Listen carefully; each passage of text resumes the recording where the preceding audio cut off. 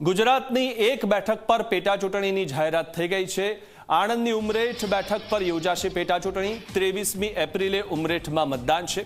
4 મેના દિવસે મતગણતરી હાથ ધરાશે। એમએલએ ગોવિંદ પરમારના નિધનથી બેઠક ખાલી પડી હતી અને 30 માર્ચે ચૂંટણીનું નોટિફિકેશન જાહેર કરાશે।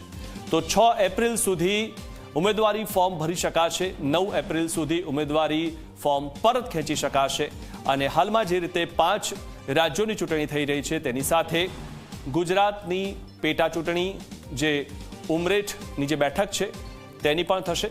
ગોવિંદ પરમારના નિધન બાદ આ બેઠક ખાલી પડી હતી।